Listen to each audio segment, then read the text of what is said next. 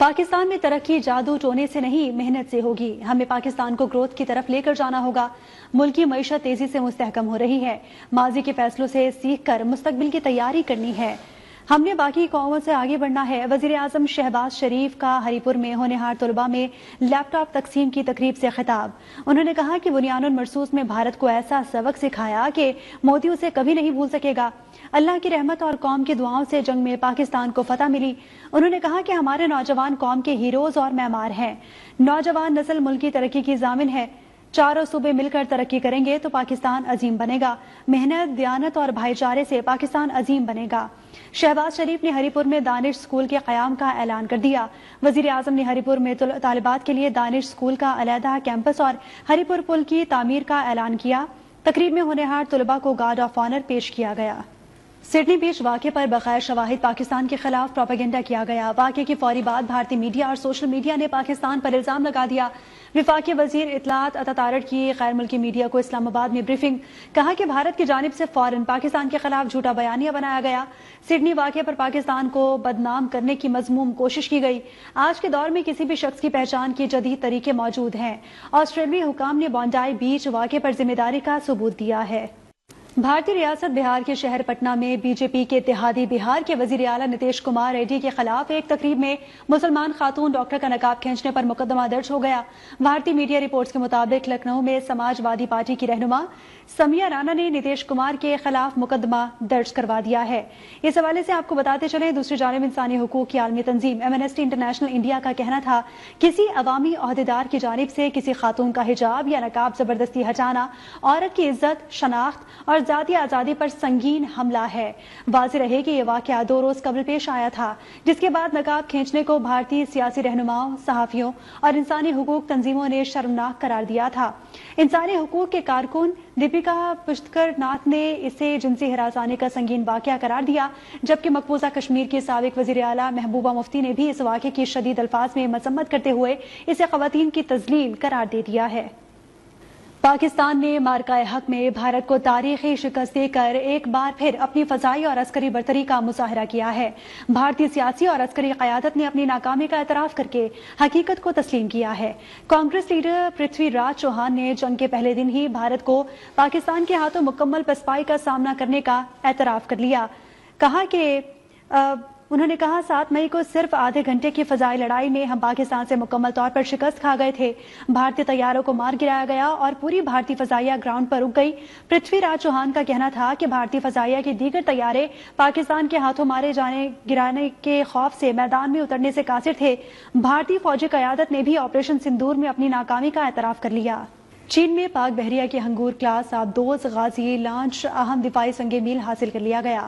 غازی کو چین کے شہر ووہان میں واقع شوانگلیو بیس پر کامیابی سے لانچ کیا گیا۔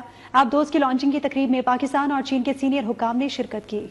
ISPR کے مطابق چین میں زیر تعمیر چاروں ہنگور کلاس آبدوزیں اب سخت سمندری آزمائشوں کے مرحلے میں داخل ہو چکی ہیں اور جلد پاکستان کے حوالے کیے جانے کے آخری مراحل میں ہیں۔ حکومت پاکستان اور چین کے درمیان 8 ہنگور کلاس آبدوزوں کے حصول کا معاہدہ طے پایا تھا، جس کے تحت 4 آبدوزیں چین میں جبکہ باقی 4 پاکستان میں کراچی شپ یارڈ اینڈ انجینئرنگ ورکس میں ٹرانسفر آف ٹیکنالوجی کے تحت تیار کی جا رہی ہیں۔ یہ جدید آبدوزیں جدید ترین ہتھیاروں اور سینسر سے لیس ہوں گی جو دور فاصلے سے اہداف کو نشانہ بنانے کی بھرپور صلاحیت رکھتی ہیں۔ ہنگور کلاس آبدوزیں خطے میں طاقت کے توازن، بحری دفاع اور امن و استحکام کے قیام میں کلیدی کردار ادا کریں گی۔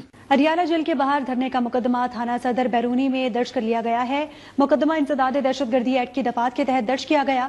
علیمہ خان، ڈاکٹر عظما نورین نیازی، قاسم خان، سلمان اکرم راجہ، عالیہ حمزہ سمیت 400 ملزمان نامزد ہیں۔ اڈیالہ جیل کے باہر دھرنے کا مقدمہ تھانہ صدر بیرونی میں درج کر لیا گیا ہے۔ پولیس نے پی ٹی آئی کارکنوں کے اڈیالہ جیل کے قریب دھرنے سے گرفتار 14 کارکنان کا انسداد دہشت گردی عدالت سے 3 دن کا جسمانی ریمانڈ حاصل کر لیا ہے۔ پولیس نے اڈیالہ جیل دھرنے سے گرفتار 14 کارکنان کو انسداد دہشت گردی کی عدالت میں پیش کیا۔ عدالت نے جسمانی ریمانڈ منظور کر کے ملزمان کو پولیس تحویل میں دے دیا۔ ملزمان کے خلاف تھانہ صدر بیرونی میں دہشت گردی ایکٹ کے تحت مقدمہ درج کیا گیا ہے۔ سابق وزیر اعلیٰ خیبر پختونخوا علی امین گنڈاپور نے کہا کہ پروپیگنڈے اور ڈرامے چھوڑیں اور عوام کی خدمت پر توجہ دی جائے۔ ڈی آئی خان میں میڈیا سے گفتگو میں علی امین گنڈاپور نے کہا کہ میری چیئرمین سینٹ اور گورنر پنجاب سے ملاقات پر پروپیگنڈا کیا گیا۔ ان کا کہنا تھا کہ جب تک زندہ ہوں تحریک انصاف میں ہی رہوں گا، کسی سے ڈرتا نہیں، اگر کہیں جاؤں گا تو میں خود بتاؤں گا۔ سابق وزیر اعلیٰ کا کہنا تھا کہ میں بانی پی ٹی آئی کے ساتھ ہوں اور ان سے ملاقاتوں پر پابندی کی مذمت کرتا ہوں۔ میں یہ کہوں گا کہ پروپیگنڈوں کے بجائے عملی کام پہ، لوگوں کے مسائل کے اوپر، پاکستان کے مسائل کے اوپر، صوبوں کے مسائل پہ زیادہ فوکس ہونا چاہیے کہ بجائے یہ کرنے کے کہ اس کے خلاف پروپیگنڈے کو اس کے خلاف کرو۔ ٹھیک ہے جی، میں تحریک انصاف کا ایک ایسا ممبر ہوں کہ جب تک زندہ ہوں تحریک انصاف کروں گا اور ساری عوام میں جانتی ہے۔ دنیا کے مختلف ممالک سے بھیک مانگنے پر ہزاروں پاکستانیوں کو ڈیپورٹ کرنے کا انکشاف ہوا ہے۔ ڈی جی ایف آئی اے کا کہنا ہے کہ سعودی عرب، یو اے ای اور آذربائیجان سے ہزاروں افراد کو بھیک مانگنے پر آف لوڈ کیا گیا ہے۔ اس حوالے سے ناظرین کو بتاتے چلے کہ قومی اسمبلی کی قائمہ کمیٹی برائے اوورسیز پاکستانیز اور انسانی وسائل کا اجلاس چیئرمین کمیٹی آقا رفیع اللہ کی سربراہی میں ہوا۔ ڈی جی ایف آئی اے نے کمیٹی کو بتایا کہ اس سال 51,000 پاکستانیوں کو مختلف ممالک سے آف لوڈ کیا گیا ہے۔ 24,000 افراد سعودی عرب سے بھیک مانگنے پر ڈیپورٹ کیے گئے، جبکہ اس سال یو اے ای نے 6,000 پاکستانیوں کو بھیک مانگنے پر ڈیپورٹ کیا اور آذربائیجان سے بھی 2,500 پاکستانی بھیکاریوں کو ڈیپورٹ کیا گیا ہے۔ عمرے کے نام پر لوگوں کے پاس یورپ جانے کے ڈاکیومنٹس تھے، تب انہیں آف لوڈ کیا گیا۔ اس سال 85 لاکھ افراد بیرون ملک گئے اور 226 مقدمات درج کیے گئے ہیں۔ پنجاب میں شہروں کی حفاظت اور سہولت میں ناکام افسران کا کڑا اور فیصلہ کن احتساب جاری ہے۔ وزیر اعلیٰ مریم نواز نے مختلف اضلاع کی کمشنرز کی ناقص کارکردگی کا سخت نوٹس لے لیا۔ لیا میں گڑھے میں گر کر 2 سالہ بچے کی المناک موت پر وزیر اعلیٰ نے اے سی لیا حارث حمید کو میٹنگ میں بیٹھنے کی اجازت نہ دی اور فوری تبادلے کا حکم دے دیا۔ لاہور سے حمید گورائیا کی رپورٹ دیکھیے۔ وزیر اعلیٰ مریم نواز شریف کی تمام کمشنر، ڈپٹی کمشنر اور اسسٹنٹ کمشنر سے 3 گھنٹے طویل احتسابی ویڈیو لنک کانفرنس، کھلے مین ہول، کتے کے کاٹنے، خستہ حال انفراسٹرکچر اور قبضہ مافیا کے خلاف انتظامیہ کو فوری ایکشن لینے کا حکم دے دیا اور پنجاب بھر کے ڈپٹی کمشنرز اور اسسٹنٹ کمشنرز کو ان کے سٹاف اور افسروں کے لیے KPIs مقرر کرنے کی ہدایت کی اور مین ہول میں گرنے اور کتے کے کاٹنے کے خوفناک واقعات پر وزیر اعلیٰ مریم نواز شریف کی سخت برہمی کا اظہار۔ وزیر اعلیٰ نے ڈپٹی کمشنر لیا کی بھی افسوسناک واقعہ پر سرزنش کی۔ وزیر اعلیٰ مریم نواز شریف نے کہا کہ افسوسناک واقعہ وقوع پذیر ہونے سے پہلے ہی افسران کو ایکشن لینا چاہیے۔ کتے کے کاٹنے کے واقعات کے تدارک کے لیے اقدامات نہ ہونا انتہائی افسوسناک ہے۔ کیا کھلے مین ہول اور سیوریج کے گڑھوں کی مرمت افسروں کی ذمہ داری نہیں؟ وزیر اعلیٰ نے کہا کہ کسی سیاسی دباؤ کی پرواہ نہیں کرتی، گڈ گورننس اور شفافیت ہمارا نصب العین ہے۔ وزیر اعلیٰ مریم نواز شریف نے قبضہ کیسز میں ADCRs اور اسسٹنٹ کمشنرز کو مزید بااختیار بنانے کا حکم دیا۔ وزیر اعلیٰ مریم نواز شریف نے پنجاب کے ہر بازار کی بیوٹیفیکیشن اور بیوٹیفیکیشن پلان کی فول پروف مانیٹرنگ کا حکم دیا۔ شہریوں کی آسانی اور حفاظت کے لیے ہر سڑک کے ساتھ فٹ پاتھ بنانے کا بھی حکم دیا۔ حمید گرایا، نیوز 1 لاہور۔ گورنر سندھ کامران ٹیسوری نے کہا کہ یہ قوم ڈر اور خوف سے گھروں میں بیٹھنے والی نہیں ہے۔ گورنر ہاؤس کراچی میں تقریب سے خطاب کرتے ہوئے کامران ٹیسوری نے کہا، ہم نے بھارت کو شکست دی، ہم ایک فاتح قوم ہے۔ انہوں نے کہا کہ گورنر ہاؤس میں جو بھی کام کرتے ہیں وہ سب کے سامنے کرتے ہیں۔ راشن کا سامان بھی مستحق خاندانوں میں تقسیم کریں گے۔ یہ سارا سامان تاجر برادری کے تعاون سے تقسیم ہو رہا ہے۔ ان کا کہنا تھا کہ تاجروں کو معلوم ہے ان کی چیزیں درست لوگوں تک پہنچیں گی۔ ان کا مقصد تھا کہ یہ بچے تعلیم نہ حاصل کر سکیں، ان کا مقصد تھا یہ ڈر اور خوف کا شکار ہو جائیں گے، لیکن میں ان دہشت گردوں کو، ان اسپانسرز کو یہ بتانا چاہتا ہوں کہ جو بچے وہاں زخمی ہوئے تھے وہ گھروں میں نہیں بیٹھے، بلکہ آج پاکستان کے ہر شعبے میں اور دنیا میں اپنا نام اور کام ادا کر رہے ہیں، اس ملک کا نام، اس ملک کے لیے کام کر رہے ہیں۔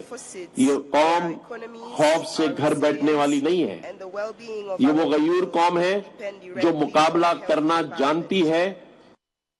پنجاب حکومت کے مؤثر اقدامات سے اس سال اسماگ میں نمایاں کمی آئی ہے۔ اسماگ کے مسئلے سے نمٹنے کے لیے تمام متعلقہ اداروں نے بھرپور کام کیا ہے۔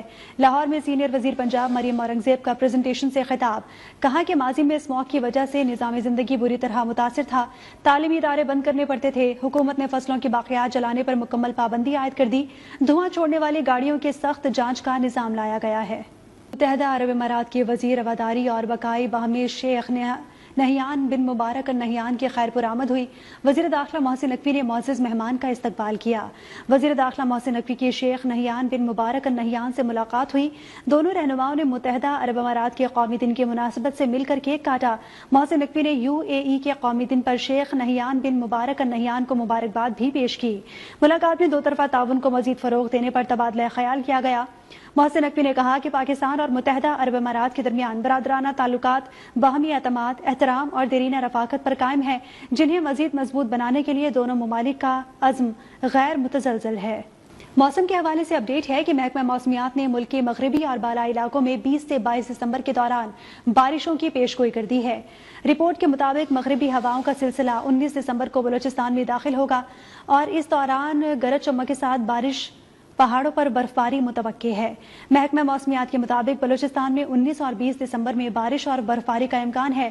خیبر پختونخوا، گلگت بلتستان، کشمیر میں بارش بھی ہو سکتی ہے۔ رپورٹ کے مطابق 19 دسمبر کو چترال، دیر، سوات، پشاور، چارسدہ، نوشہرہ سمیت مختلف اضلاع میں بارش کا امکان ہے۔ اس دوران بعض مقامات پر شدید برفباری بھی متوقع ہے۔ محکمہ موسمیات کے مطابق اسلام آباد اور راولپنڈی میں بھی تیز بارش کا امکان ہے۔ 20 دسمبر سے 21 دسمبر کے دوران مری اور گلیات میں تیز بارش اور پہاڑوں پر برفباری ہو سکتی ہے، جبکہ پاکستان کی جانب سے فلسطین کے لیے 27ویں امدادی کھیپ روانہ کر دی گئی ہے۔ 100 ٹن پر مشتمل امدادی کھیپ الخدمت فاؤنڈیشن کے تعاون سے بھیجی گئی ہے۔ وزیر اعظم شہباز شریف کی ہدایت پر NDMA نے امدادی سامان خصوصی پرواز کے ذریعے علامہ اقبال انٹرنیشنل ایئرپورٹ لاہور سے روانہ کیا۔ امدادی سامان میں کمبل، ترپال، کپڑے اور خواتین کے لیے ضروری سامان کے کٹس شامل ہیں۔ سامان روانگی تقریب کے مہمان خصوصی وزیر خزانہ پنجاب MPA میاں مجتبیٰ شجاع الرحمان اور وزیر ہاؤسنگ پنجاب میاں بلال یاسین تھے۔ غیر ملکی جریدے بلومبرگ نے ورلڈ ریچسٹ فیملیز 2025 کے تحت دنیا کے 25 امیر ترین خاندانوں کی فہرست جاری کر دی ہے۔ رپورٹ کے مطابق عرب ممالک کے 3 دولت مند خاندانوں میں عرب امارات کا النہیان، سعودی عرب کا آل سعود اور قطر کا آل ثانی خاندان شامل ہے۔ ابوظہبی کے حکمران النہیان خاندان کا دنیا کا دوسرا امیر ترین خاندان قرار دیا گیا ہے، جن کی مجموعی دولت 335.9 ارب ڈالر ہے۔ سعودی شاہی خاندان آل سعود کی مجموعی دولت 213.6 ارب ڈالرز بتائی گئی ہے۔ قطر کا حکمران خاندان آل ثانی دنیا میں چوتھے نمبر پر ہے، جس کی دولت 199.5 ارب ڈالرز ہے۔ معروف ریٹیل سٹور چین والمارٹ کے مالک امریکہ کے والٹن خاندان کو دنیا کا امیر ترین خاندان قرار دیا گیا ہے۔ ان کی دولت 513.8 ارب ڈالر ہے۔